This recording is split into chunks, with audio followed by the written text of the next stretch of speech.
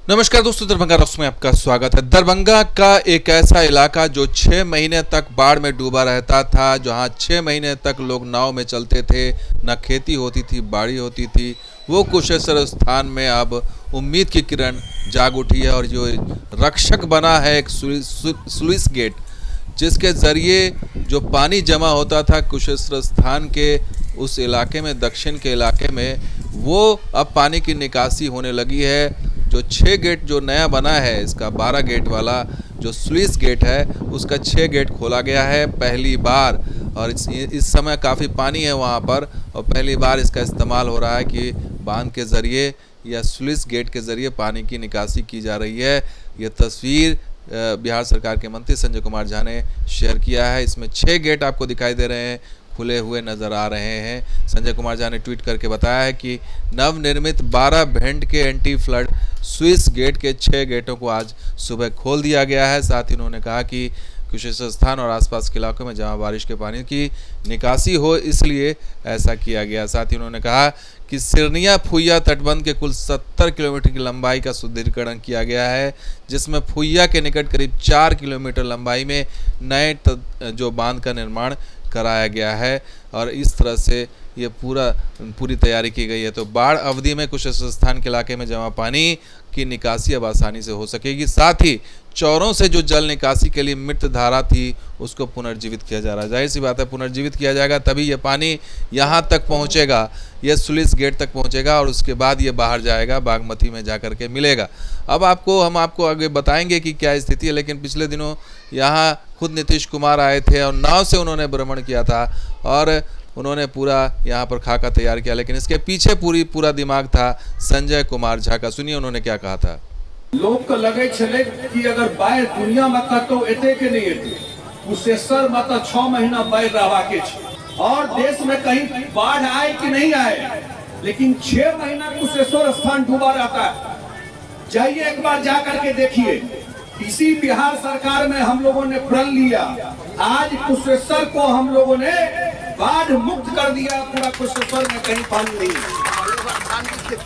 धान जहाँ हम लोग सीएम को ले गए वोट पे बैठा के ले गए दिखाने के लिए, वहाँ धान की खेती हो रही।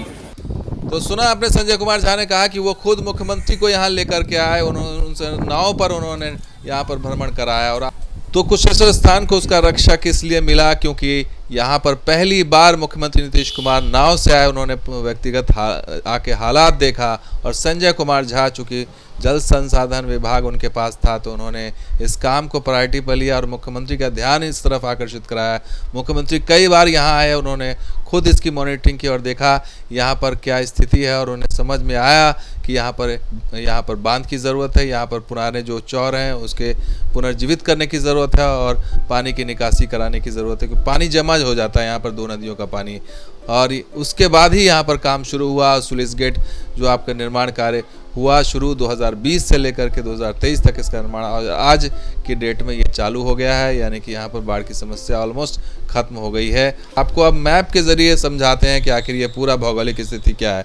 ये देखिए, कुशेश्वर स्थान का ये जो पूर्वी इलाका है, ये है, ये एक तरह से दक्षिणी इलाका मान लीजिए। ये पूरा इलाका पानी में डूबा रहता है, गोल वाला हिस्सा। और ये बागमती नदी है जो बिल्कुल घेरे रहती है नीचे से।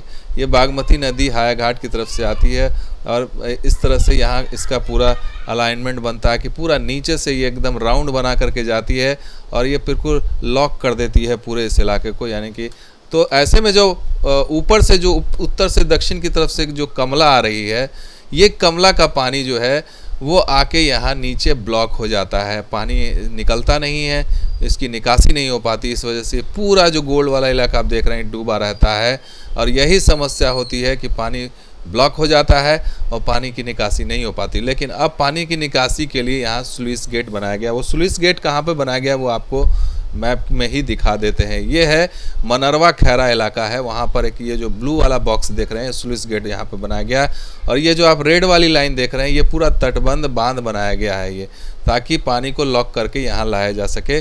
और इस तरह से जब पानी की निकासी होगी तो ये बागमती में मिल जाएगा जा करके। और ये पूरा जो आप ब्लू लाइन देख रहे हैं, ये सब पुनर्जीवित किया जा रहा है पुराने चौर को, जहाँ पर ये ब्लॉक हो गया या सिल्ट जमा हो गई, पानी नहीं आ पा रहा है यहाँ तक, उसको रास्ते को चैनल बनाया जा रहा है, चैनलाइज करके पानी को लाया जाएगा यहाँ डैम तक, और स्ट्रेट यहाँ पर पानी जब आएगा उसके बाद इसकी निकासी तेज़ी से हो जाएगी। तो पानी जब ख़त्म हो जाएगा यहाँ से तो ये इलाका सूख जाएगा, फिर यहाँ पर आप बाढ़ की स्थिति नहीं होगी, तो यहाँ पर आप खेती बाड़ी भी लोग कर सकते हैं। तो 6 महीने पानी में डूबा रहता था ये पूरा इलाका जो है, इसलिए क्योंकि ये लैंड लॉक इलाका है, यानी कि ये पूरा 2 नदियों से घिरा हुआ ये इलाका था, और यहीं पर आगे जा कर के फुइया के पास ये दोनों नदियाँ आपस में मिलती हैं, बागमती और कमला, और इसीलिए ये अब जो स्लुइस गेट बना है तो ये पूरा पानी अब जो है यहाँ रुकेगा नहीं और बाहर निकल जाएगा। तो ये गेट यहाँ की संजीवनी एक तरह से कह सकते हैं, या यहाँ का रक्षक कह सकते हैं।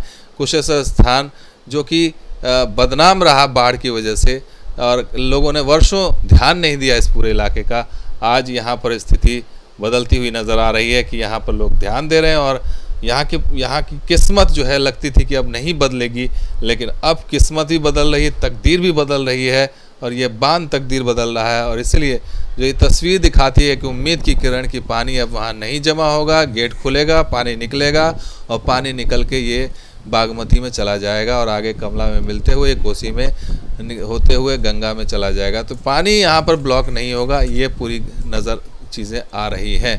तो दोस्तों वीडियो कैसा लगा जरूर लाइक कीजिए, शेयर कीजिए, सब्सक्राइब कीजिए। कुछ वीडियो के साथ आज देखते हैं दरभंगा रॉक्स। शुक्रिया, धन्यवाद। जय हिंद, जय बिहार, जय मिथिला।